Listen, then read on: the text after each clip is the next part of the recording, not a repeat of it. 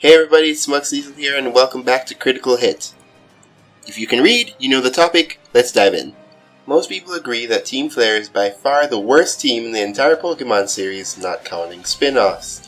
It's like Game Freak wasn't even trying with this stuff anymore. Well, a mix of not trying and trying too hard. I think because of the desire of keeping threat escalation in the series around a certain level, and also trying to present something way bigger for the new 3D Pokemon game. They really went too far and made it totally ridiculous. I mean, global genocide for the sake of beauty? Really? That's classic RPG villain madness there, and somehow it just doesn't fit. And even then, those games give more weight and foreshadowing to the entire thing, so that even if the villain is one note, the impact on the other characters, good and bad, and the progression of the story saves it. But I could rag on this, and heck, the entirety of Pokemon X and Y, all day. But we're here to talk about improvements. What if Team Flare's theme about beauty was broader? What I mean is that their obsession with beauty wouldn't just extend to clothes and the look of a region, but it could also try and incorporate things like purity and justice. I know technically that's part of Lysander's whole thing, but I'm talking about the entire team here. This would make them seem helpful in certain situations in the story as they solve problems throughout the region in order to make it better. However, the kicker is that the team is basically made out of a bunch of auto-touch delusional rich people who feel that they understand what's best for the world and what true justice and purity is. This part is shown slightly in the games but never really expounded upon. That could tie into the ludicrous fee to join Team Flare. You know, to join the upper echelons of society. The executives or admins could use that to prove their so-called devotion to trying to fix the world. And furthermore, like alluded in the manga, there would be secretly a lot of rich adults who have joined Team Flare to be part of the cause or just to be included in the prestige of the group and their benefits. Those rich people could have high-influence occupations like the situation with Malva being the newscaster and covering up Team Flare's actions and praising Lysander. Thus, when Team Flare's plans are put into action, the region would be in disarray as either the people who are secretly part of Team Flare abandon their jobs to go and join them at the base, or they use their influence to halt the flow of information and the efforts of the police to stop Team Flare's goals. It could be a great subversion of the normal adults in Pokemon just being bystanders in the conflict. Not only that, but something to note is that in the manga, Team Flare takes control of the common people by using Aegislash's special ability to manipulate them into doing grunt work for them when they try to raise opposition. On a related side note, I had an idea of how this could incorporate into the gameplay. Say that the activation of Team Flare's machine has thrown the balance of the region out of whack, which would actually cause Zygarde to wake up, but by the time he forms you've already taken care of the problem, hence why he stays in the cave. This would affect the weather and restrict you from just flying close to where the Team Flare base is. You have to go on foot. And then while you're getting close, you talk to what seem to be construction workers blocking the way, and then it turns out that they were hired by a rich person in Team Flare to stop progression and you have to battle them to move. Or you could find newscasters reporting on Geosenge, giving false information to the public, and then it turns out that they recently joined Team Flare and you have to battle them.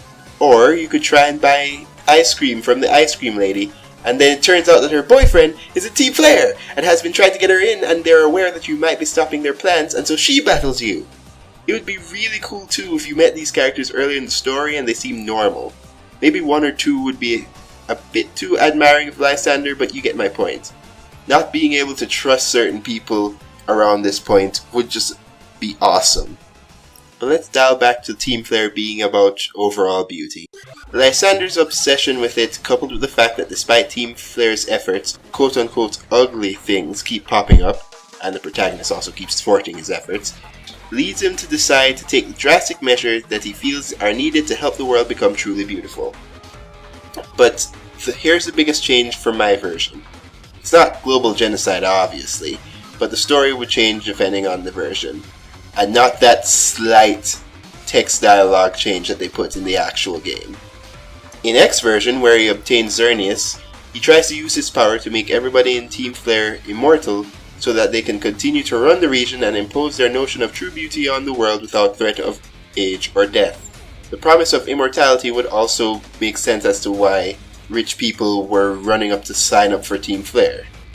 There's a little hint of this where Lysander attempts to force immortality on the player and their friends, but that was a threat and didn't really make sense since he still thought that being immortal was awesome. So, Then there's the Y version.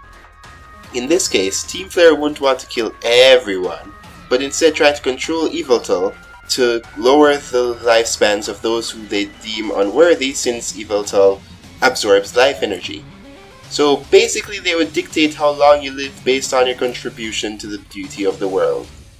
If you're a sloppy person, a little of your lifespan would be sucked away. If you're a gang member, a lot of your lifespan would be sucked away. That kind of thing.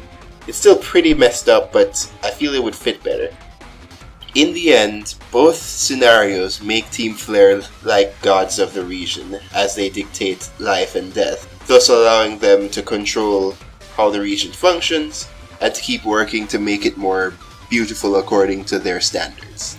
Lastly, to lengthen the post-game, they could have had a much longer mission with the International Police to hunt down the rich people that supported Team Flare from the sidelines, but were not officially associated with them as grunts or executives. There could have been a region-spanning quest and could have opened up so much cool dialogue and possibly reveal even more people that you interacted with before as part of Team Flare. In the end, that's just what I came up with, and before anyone brings this up, no, I don't think that this is better just because I don't want death in Pokemon. If they're going to bring things up like that, I just want it to be written better. I mean, think about it. Cyrus was going to remake the world into one where you don't have any emotions and are dictated by basic logical progression alone. That stuff is heavy, but it's also much better written, especially in Platinum. To me, Team Skull and the Aether Foundation are a step back in the right direction, even if there are a few gripes about them as well.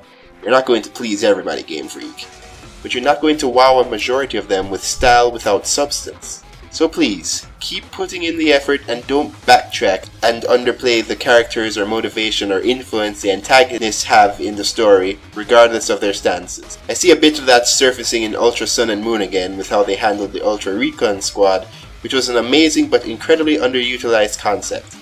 Hopefully what we get in Gen 8 will continue on that path.